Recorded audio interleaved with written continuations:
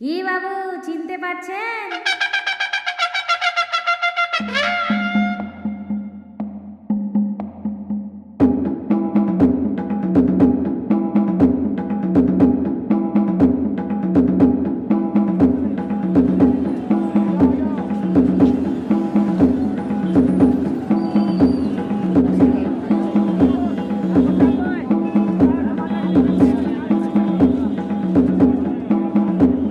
হঠাৎ অশ্বিনীকে শ্যামচাঁদগঞ্জের বাজারে দেখে আমি বড়ই আশ্চর্য হয়ে গেলাম। আমাদের গ্রামের ছেলে অশ্বিনী, তবে আজ বহুকাল ও দেশ ছাড়া। অশ্বিনী আমাদেরই বয়সী হবে। ওর বাবা অভয় দাস ভিক্ষে করে সংসার চালাতো। আমাদের গ্রামে তাকে বলতো সবাই অবাই দাস। অবাই দাস খঞ্জনি বাজিয়ে হরিনাম করে পাড়ায় পাড়ায় ভিক্ষা করে বেড়াতো। এই যদিও আমি নিজের চোখেও দেখেছি।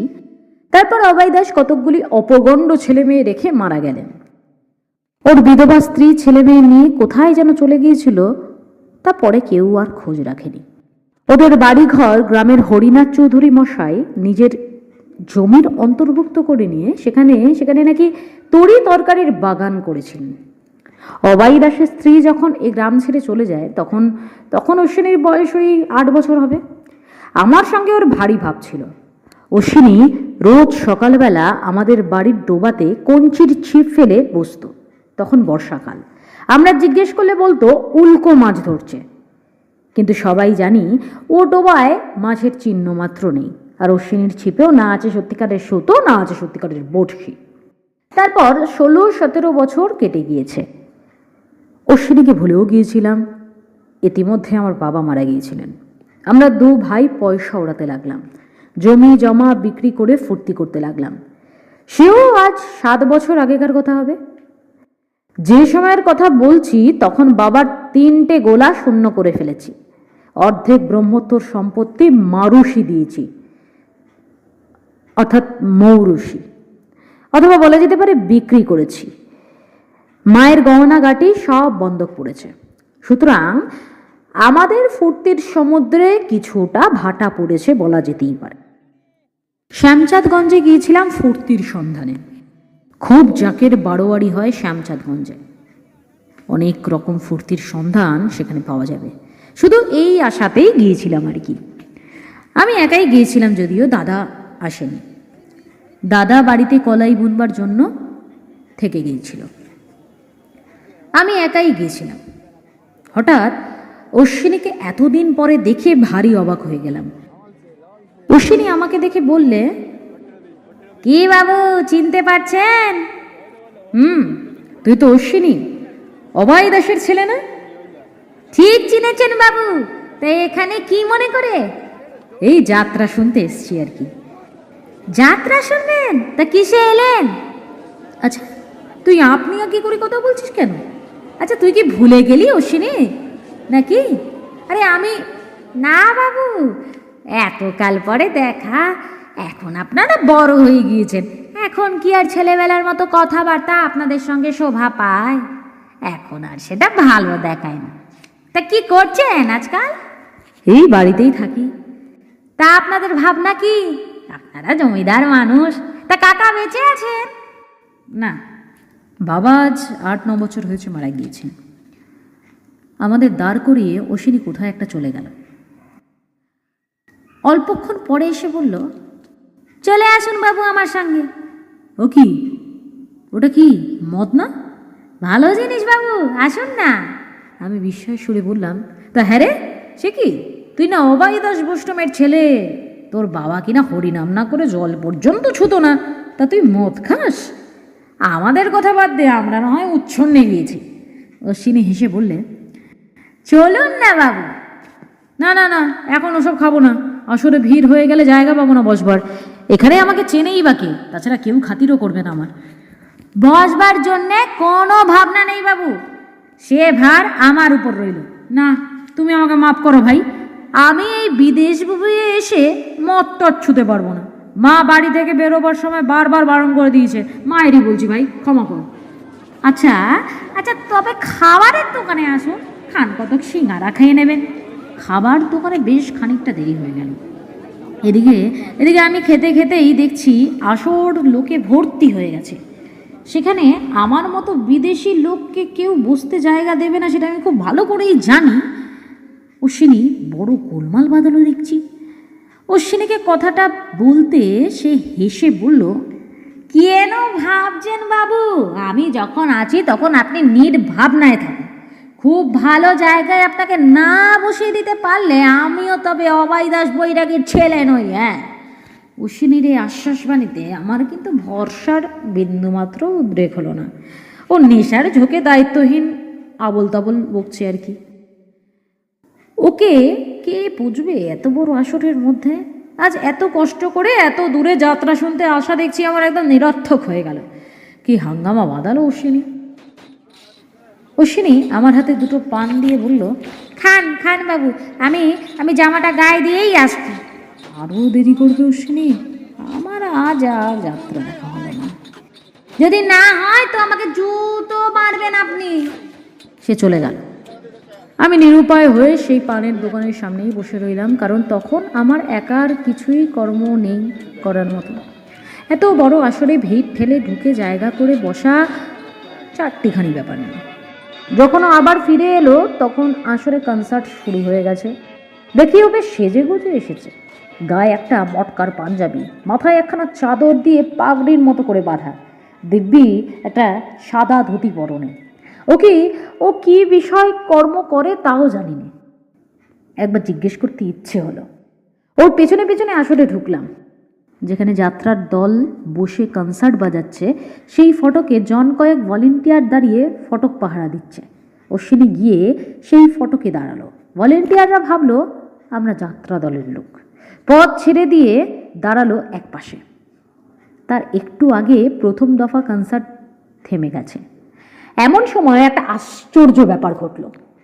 দলের পাখোয়াজ বাজিয়ে হঠাৎ ফটকের দিকে চেয়ে অশ্বিনীকে দেখতে পেয়ে সচকিতভাবে পাশের ফুলুট বাজিয়ে কি বললে, অশ্বিনী বাবু।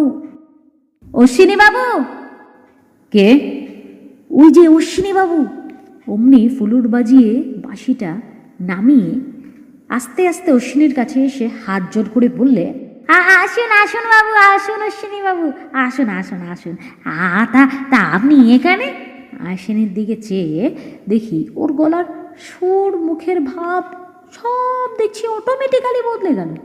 আমার সঙ্গে খানিক আগে যে সুরে কথা বলছিল সে সুর আর গলায় নেই। সে মানুষই আরও নয়। গম্ভীর সুরে বলল, একটু কাজে এসেছিলাম এখানে। আপনি বোধহয় দলের ম্যানেজার? আগে হ্যাঁ, আমাদের সৌভাগ্য যে আপনার মতো লোক আজ এখানে এসে। আমি মনে মনে ভাবছি ব্যাপারটা কি, অশ্বিনী কী কাজ করে? এত বড় দলের ম্যানেজার স্বয়ং এসে ওকে অভ্যর্থনা করছে। নবাব খানজা খা হয়ে গেল নাকি অশ্বিনী? অবাইদাস পুষ্টমের ছেলে।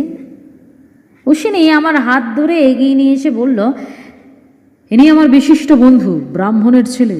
একে একটু ভালো জায়গায় বসিয়ে দেবার বন্দোবস্ত করবেন তো, ইনি বসবার জায়গা পাচ্ছেন না। আমি লক্ষ্য করছি যাত্রা দলের বাজিয়েরা সকলে এই ওকে আঙুল দিয়ে অশ্বিনীকে দেখাচ্ছে, আর সকলেই কৌতূহলের দৃষ্টিতে ওর দিকে তাকিয়ে, যেন কি দুর্লভ বস্তুর দর্শন লাভ আজ ঘটেছে ওদের ভাগ্যে।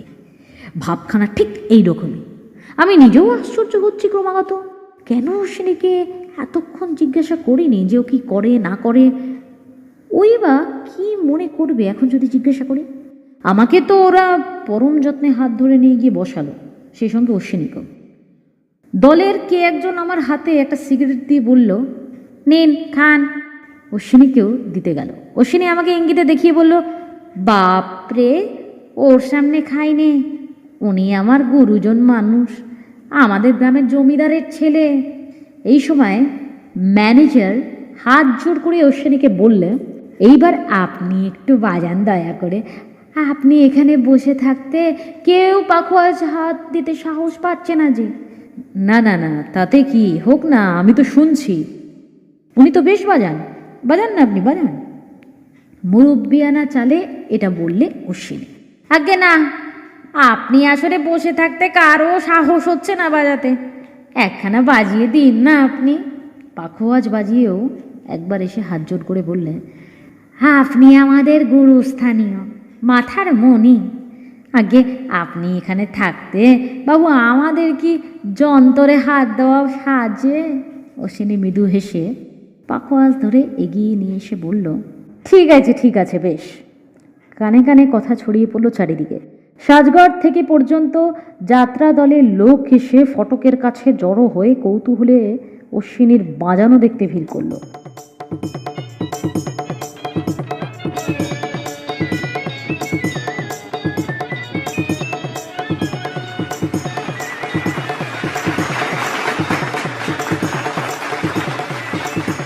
বাজনাও বটে অশ্বিনীর।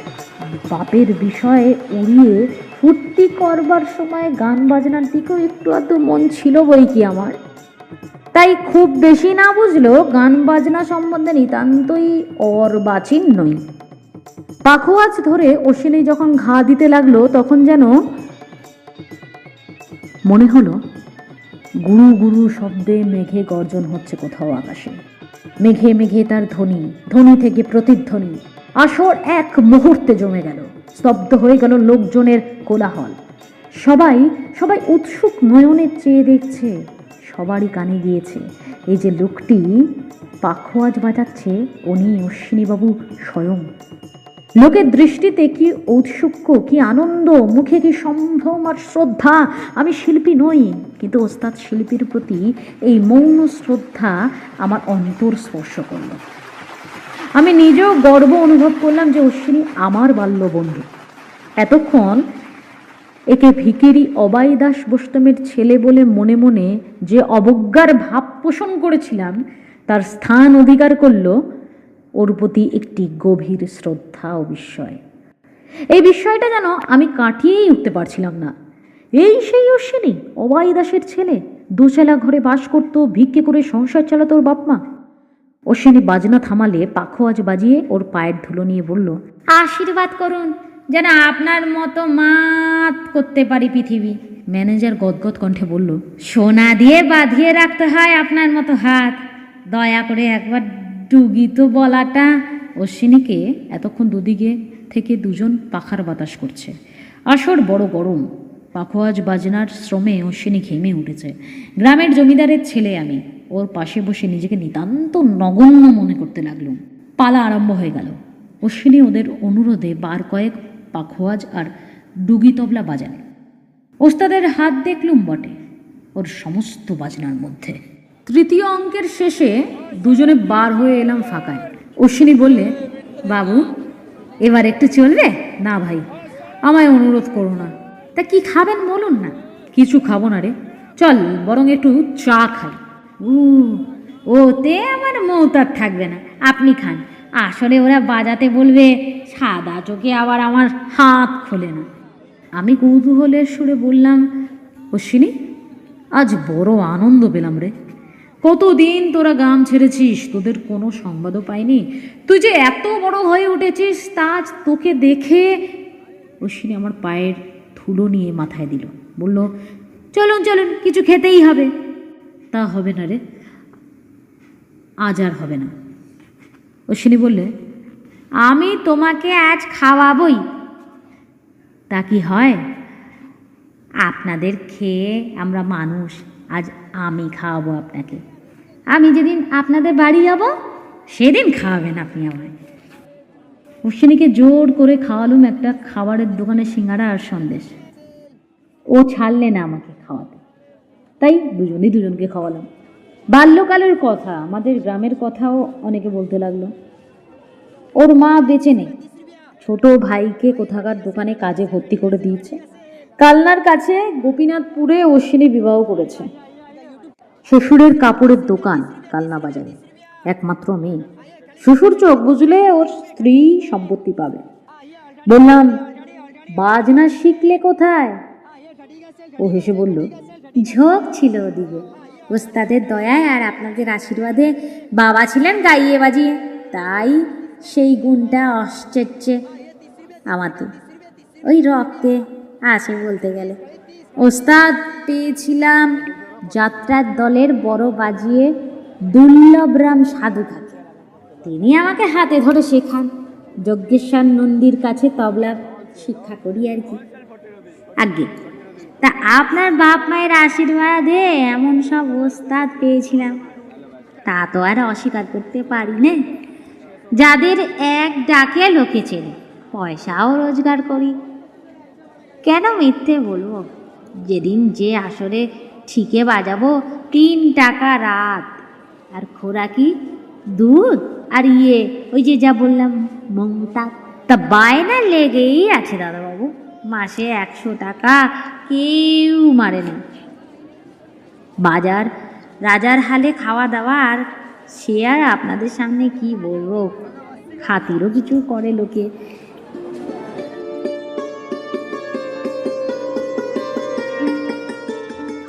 এই ঘটনার পরে অনেক দিন হয়ে গিয়েছে, প্রায় 15-16 বছর তো হবেই। অশ্বিনীর সঙ্গে আমার আর কখনো দেখা হয়নি। গত বৈশাখ মাসে একদিন বাইরের ঘরে বসে আছি, একটি গরিব স্ত্রীলোক একটি ছোট মেয়ের হাত ধরে আমাদের বাড়ির নিচে ভিক্ষে করতে ঢুকলো। আমার অবস্থাও যথেষ্ট খারাপ হয়ে গিয়েছে তখন। যৌবনের সে উদ্যম স্রোত আমাকে এই শুষ্ক বালুচরে বসিয়ে কোন দিক দিয়ে যে নিঃশব্দে অন্তর্হিত হয়েছে তার সন্ধানও পাইনি। বেশ একটু পরে স্ত্রীলোকটি 8খানা কুমড়ো আর কিছু চাল আঁচলে নিয়ে বাড়ি থেকে বেরিয়ে চলে গেল। আমার বড় মেয়েকে ডেকে জিজ্ঞাসা করলাম, ওকে ওকে তো কখনো দেখিনি। বড় মেয়ে যা বলল তার মোট মর্ম এই, ওরা ওপাড়ার গৌরদাস কৈরাগীর বাড়ি এসেছে। এই গ্রামেই আগে ওর শ্বশুর বাড়ি ছিল। ওর স্বামীর নাম ছিল অশ্বিনী, যাত্রা দলে বাজনা বাজাতো। ওর স্বামী মারা গিয়েছে আর 4-5 বছর। কিচ্ছু রেগে যায়নি, নেশা ভাঙ করে সব উড়িয়ে দিয়ে গেছে। কেউ কোথাও নেই ওদের। গৌরদাস ওই বেটার কিরকম ভাসুর হয়ে যায়, তাই ওদের আশ্রয় এসে ঠেকেছে। গৌরদাসেরও তো অবস্থা খারাপ, কাজেই ওকে ভিক্ষে করে চালাতে হয়, নইলে আর উপায় কি?